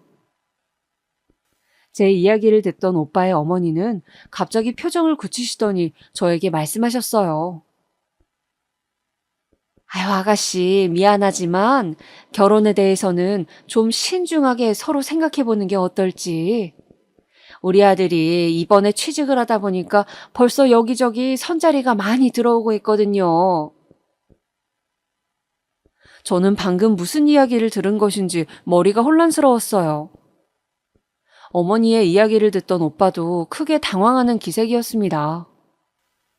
엄마, 그게 무슨 말씀이세요? 사람 면전에 앉혀두고 너무하신 거 아니에요? 저는 관심 없다고 말씀드렸잖아요. 이 사람이 제 아내가 될 사람이라고요. 그러나 오빠가 소리치는 것이 들리지 않는다는 듯 어머니는 말씀을 이어가셨어요. 아유, 우리 아들이 아직 세상 물정을 몰라서 일이 순진한데 아가씨는 공장 일만 해서 순진한 건지 아니면 계산이 빠른 건지 내가 모르겠소만 이렇게 기우는 결혼은 난 들어보지도 못했어요. 그러니까 결혼 이야기는 없던 것으로 하고 서로 좋은 추억 남기는 것이 좋겠어요. 아가씨도 형편 맞는 사람 만나서 마음 편하게 사는 게 좋지 않겠어요? 네. 저는 제가 그동안 제 상황을 말하지 않아서 이렇게 된 것 같아 아무 말도 하지 않고 그저 대답만 했습니다. 사실 사람이라는 게 어느 정도 수준이 맞아야 되잖아요. 아가씨는 집안 형편도 그렇고 대학도 안 다녔다면서요? 그러면 고졸이라는 건데, 우리 애는 그래도 좋은 대학도 나오고 이제 번듯한 직장도 생겼는데, 우리 입장서 좀 아깝지 않겠어요? 고졸. 저는 어쩐지 그 말에 솔직하게 제 사정을 말하고 싶지가 않았습니다. 사실은 미국 유학생이라고, 대학을 다니다 휴학했다고, 그냥 그 자리에서 나가고만 싶었어요. 학벌에 대한 선입견이 없었기에 어떻게 보면 나보다 못한 대학을 다닌 오빠를 만났고 그와 미래를 꿈꾸던 마음도 있었는데 그냥 미국으로 돌아가는 것이 맞겠다 싶었어요. 그래서 저는 그냥 그 자리에서 힘없이 웃으며 일어섰습니다. 네, 알겠습니다. 저는 그만 일어서는 게 좋을 것 같아요. 오빠와는 정리하도록 하겠습니다. 무슨 소리야? 선아야, 선아야! 오빠는 저를 붙잡으려고 했지만 오빠의 어머니가 그냥 가게 두라는 식으로 고개를 저으며 오빠의 팔을 잡았습니다. 저는 그렇게 오빠에게 이별을 고하고 집으로 돌아왔어요. 오히려 이제 홀가분하게 미국으로 다시 떠날 준비를 할 수 있다고 좋게 생각하려고 했죠. 그런데 신이 제 발목을 잡은 걸까요? 갑자기 생각지도 못한 일이 저에게 일어났습니다. 바로 임신을 한 것이었어요. 저는 생리를 지난달에 안 하길래 그냥 컨디션이 안 좋은가 하고 생각을 했습니다. 그런데 그게 아니라 임신을 한 것이었어요. 저는 어찌할 바를 몰라 고민을 거듭했습니다. 그러다가 엄마에게 말씀을 드렸어요. 그게 무슨 말이니? 남자친구가 있었어? 네, 엄마. 아니, 아기가 들어설 정도로 가까운 사이였는데 왜 말을 안 했어? 그게 엄마, 내가 미국으로 가야 하는 것도 말을 못하고 우리 집 형편도 말을 못했어요.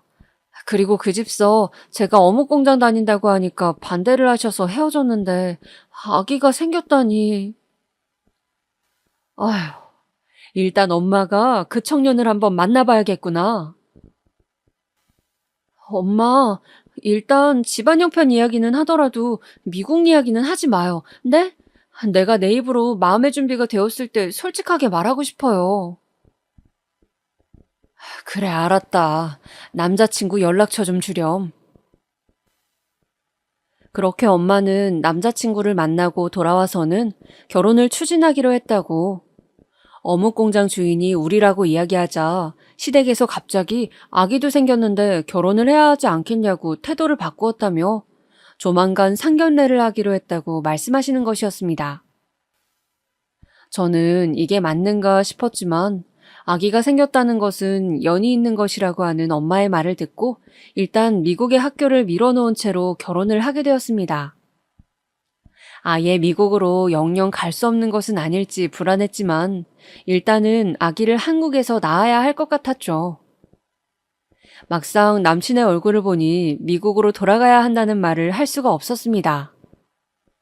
남편이 그동안 저에게 잘난 척을 하면서 대학을 가면 이렇다 저렇다 했던 그런 말을 제가 들어주고 대단하다고 해주었던 일이 많았는데 자신을 놀렸다고 생각할까 걱정이 되었어요.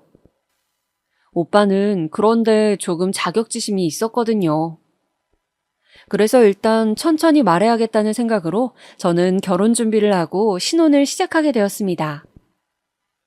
배가 많이 불러오기 전 결혼식을 하자는 양가 어른들의 의견으로 저는 임신 3개월쯤 결혼식을 치르게 되었습니다. 결혼 준비를 하면서 남친의 형인 아주버님과 그 아내이신 형님을 만나게 되었어요. 아주버님은 중견기업에 다니는 평범한 회사원이었는데 형님은 심리학 전공의 박사과정을 밟으며 대학에 강연도 나가곤 하는 엘리트셨습니다. 우리나라에서 이름만 대면 아는 좋은 대학을 나오셨더군요. 시어머니는 제가 부잣집 딸이라는 것을 알고 난 이후로 저에게 너무 막대하지는 않으셨지만 그래도 형님과 저의 학벌을 대놓고 비교하곤 했습니다. 다 같이 밥을 먹는 가족 모임 자리에서 은근히 저를 무시하고 면박을 주셨죠. 예를 들면 이런 식이었습니다. 어머, 우리 큰 며느리 좀 봐. 젓가락질 하는 것도 어찌나 배운 티가 나는지 역시 곧 교수님 될 사람답다니까. 아니에요, 어머니. 그런 이야기 그만하세요. 아니다. 옆에 둘째를 보렴. 복스럽긴 하지만 음식도 흘리고 저렇게 식탐을 주체를 못하잖니. 고졸이라서 그래. 대학을 갔으면 그런 걸 좀 절제할 줄 아는 교양을 배웠을 텐데. 저는 어머님의 그 말씀에 제가 미국에서 대학을 다닐 때 무시무시한 기세로 햄버거 5개를 쌓아놓고 먹던 대학교 동기들의 모습을 생각하며 혼자 웃음을 지었습니다. 세계 제1의 수재들이 모인다는 뉴욕대의 모습은 정말 전쟁터 그 자체였고 도서관에서 항상 밤새는 학생들이 음식만 보면 개걸스럽게 달려들어 해치우곤 했는데 제일 친한 친구였던 식탐대장 말콤과 오드리가 시어머니의 말을 들었다면 어떤 표정을 지었을지 그런 생각을 하니 그냥 웃음이 나왔어요. 너 지금 내가 좋은 이야기 하는 것 같니? 왜 웃어? 아, 죄송해요, 어머니. 그냥 좀 다른 생각을 했어요. 이것 봐. 머리가 나쁘니까 집중을 못한다니까? 그런 구박에도 저는 개의치 않았습니다. 이제 와서 유학파라는 걸 밝히는 게 더 안 좋을 것 같기도 했고, 그냥 누가 뭐라 하든 별로 신경 쓰는 성격이 아니기도 했으니까요. 그런데 언젠가부터 그런 말을 들을 때 형님이 유독 안절부절 못하는 것이었습니다. 제 눈치를 살피고 미안하다고 하시고 계속 저를 혼자서 챙겨주려 애쓰시는 거였어요. 저는 이상해서 한 번은 형님에게 넌지시 물어보았습니다. 형님, 제가 어머니께 구박당하는 게 안쓰러워서 그러세요? 저 별로 신경 안 써요. 멘탈 세거든요. 괜찮아요, 저. 동서, 그렇겠지. 아무나 뉴욕대 다니는 게 아닐 건데. 네? 동서, 요새 서점에 베스트셀러 책에 동서 사진이 있어. 알아? 네? 동서 지도 교수님 우리나라에 책 냈는데 그 책에 동서랑 같이 연구하는 사진이 있어. 동서 이름도 사진 밑에 써 있고 교수님 애제자였다고 언급도 되어 있던데 책 나온 거 연락도 못 받았어? 아, 제가 메일 확인을 안 한 지 한참 되긴 했어요. 한국 와서 아버지 돌아가시고 미국 쪽과는 아예 연락을 안 하고 있었거든요.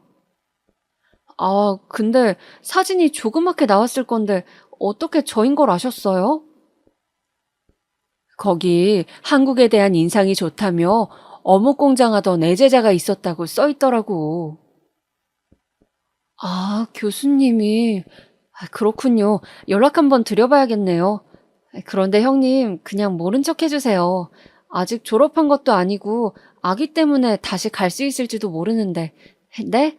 어머님이 아시면 무안해하실 것도 같고요. 동서, 그래도 그런 소리 들으면서 왜 참아? 나는 나한테 그러시는 것도 아닌데 너무 기분이 안 좋아. 그냥 한 귀로 듣고 넘겨요. 신경 안 쓰여요, 형님. 그러니까 그냥 형님도 넘어가 주시면 좋겠어요. 그렇게 저는 형님에게 신신당부를 했습니다. 결혼을 반대했을 때부터 시어머니가 그런 쪽으로 편견이 강하고 사람을 차별하는 속물적인 면이 있다는 것은 알았지만 알고 한 결혼이고 저는 뱃속의 아기가 중요했어요. 학벌보다 제 스스로의 인성으로 어머님이 언젠가는 저라는 사람을 제대로 봐주기를 바랐거든요. 제 학벌을 뒤늦게 알게 되어 갑자기 태도를 바꾸는 것을 원하지 않았습니다. 그렇게 남편도 모르는 저의 비밀을 형님은 알게 되셨죠. 그 후로 몇 번의 위기가 있었어요. 어머님이 대놓고 저를 구박하는 순간들이었죠. 저는 태교도 해야 하고 저와 아기 그리고 남편만 생각하자고 마음을 먹어서 잘 넘기려고 애를 썼는데 그때마다 형님은 양심의 가책이 느껴진다며 힘들어하셨어요. 그때마다 저는 비밀을 꼭 지켜달라며 신신당부를 했고요. 임신을 했음에도 불구하고 저는 시댁에 제사가 있을 때마다 당연한 듯이 불려가 허리 한번 펴지 못하고 장보기부터 시작해 모든 노동을 하루 종일 파김치가 되도록 해야 했어요. 그리고 제사를 지낼 때쯤이 되면 형님은 그제서야 나타나시거나 혹은 직장일이 바쁘시다고 안 오시는 경우도 부지기수였죠. 형님은 그런 자신의 상황을 매번 설명하며 미안해하시고 또 동서도 못 온다고 하라고 말했지만 어머님은 엄연히 저와 형님은 다르다는 태도를 보이셨어요. 시부모님 생신 때 역시 마찬가지였습니다. 생신 음식 준비를 위해 저는 심지어 생신 전날부터 시댁에서 자고 새벽부터 음식을 시작해야 했습니다. 부엌에는 산더미 같은 일거리들이 저를 기다리고 있었죠. 미역국도 퍼서 나르고 전도 뒤집고 또 나물도 무쳤습니다. 어머님은 저에게 이거 가져와라 저거 가져와라 하시면서 잔소리도 하고 저를 타박도 하셨죠. 그래도 저는 그런 어머님을 좋게 생각하려고 애썼습니다. 음식을 하시면서 어머님은 아이, 너는 지금이라도 공부할 생각은 없니? 그래도 사람이 대학은 나와야지. 네 나이에. 아휴, 내가 큰 며느리 볼 낯이 없다.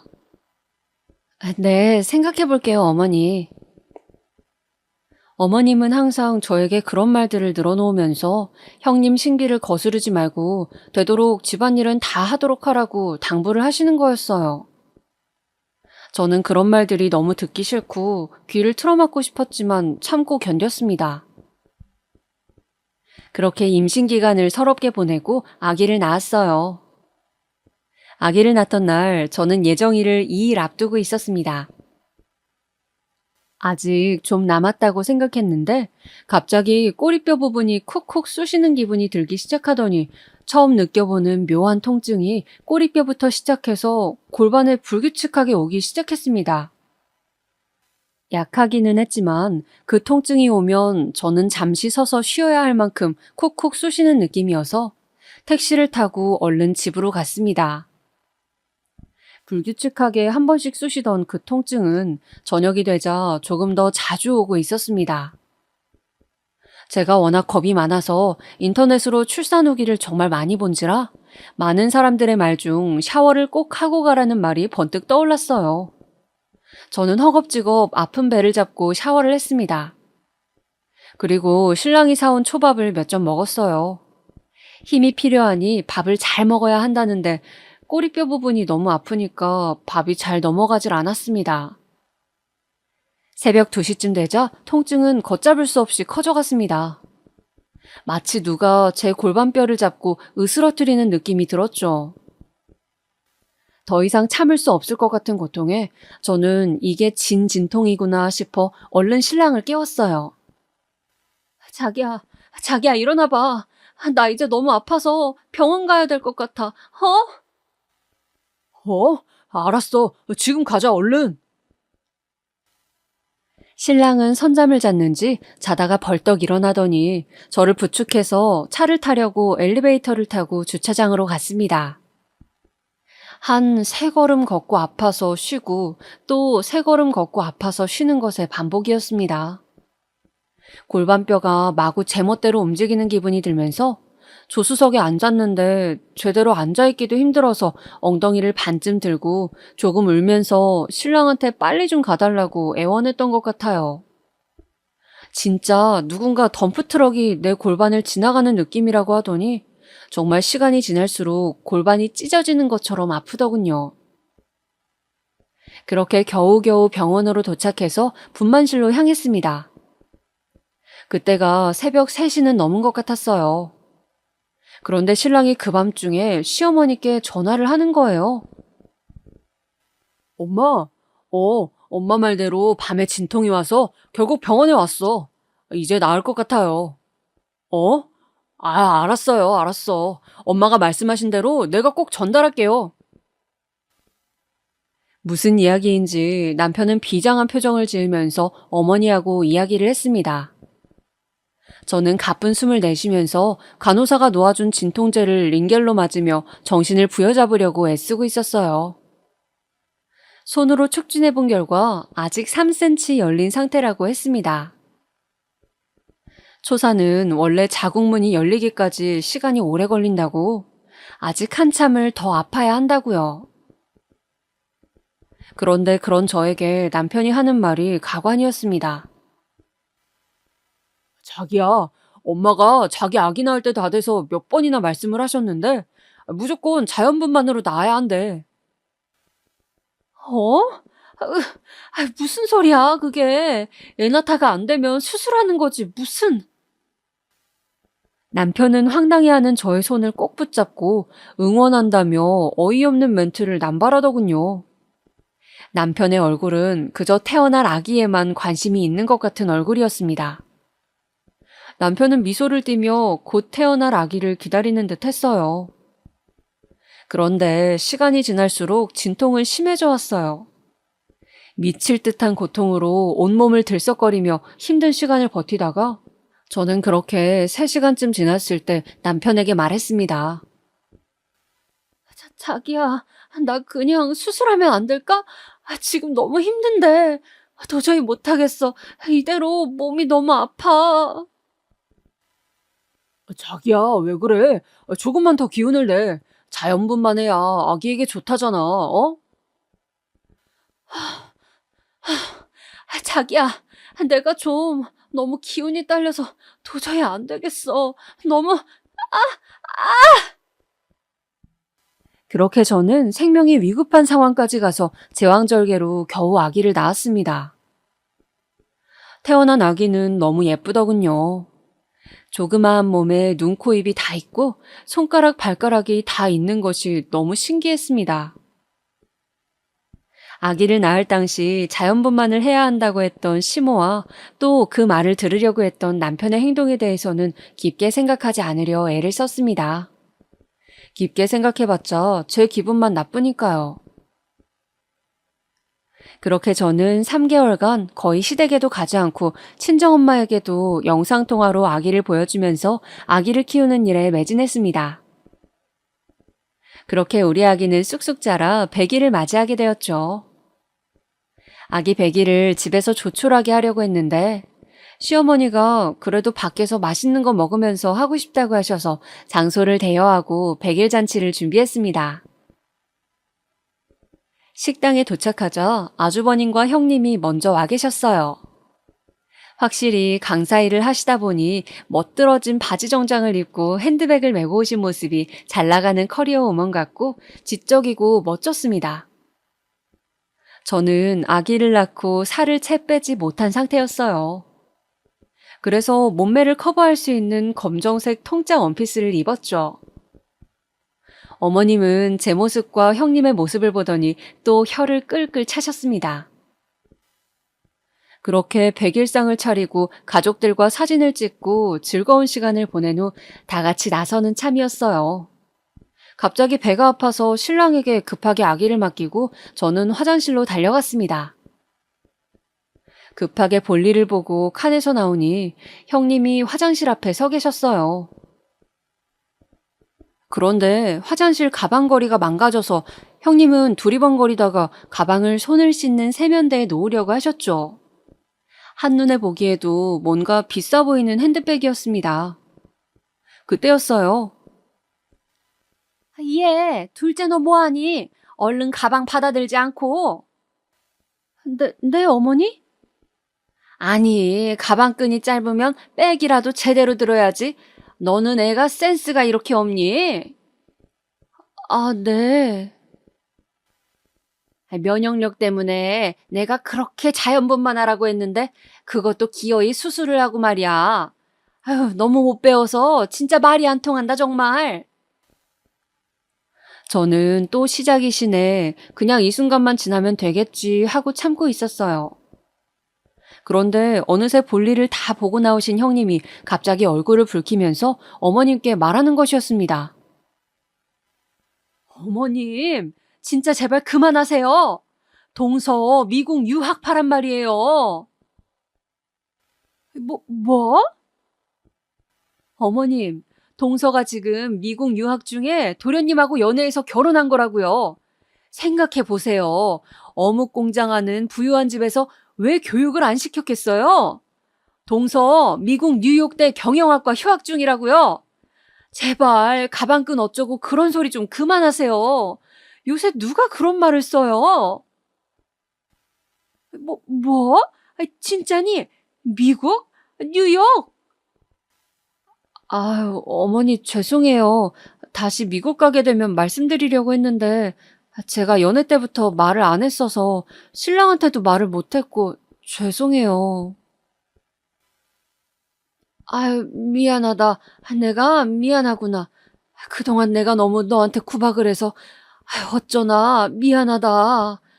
며느라, 나 오늘은 그만 갈란다. 시모는 너무 큰 충격을 받았는지 온몸을 부들부들 떨면서 사라졌습니다. 그리고 신랑과 저는 큰 싸움을 하게 되었죠. 신랑은 자신을 속였다고 길길이 날뛰며 어머니까지 망신을 줬다고 난리를 부렸어요. 저는 그 과정에서 너무 학을 떼서 별거를 결정했고요. 시댁 사람들이 웃긴 게 막상 제 스펙이 밝혀지자 숨긴 데에는 다 이유가 있다면서 또 저를 이상하게 몰아갔습니다. 그래서 저는 지금 아기를 데리고 미국으로 들어갈 준비를 하면서 별거를 하게 되었죠.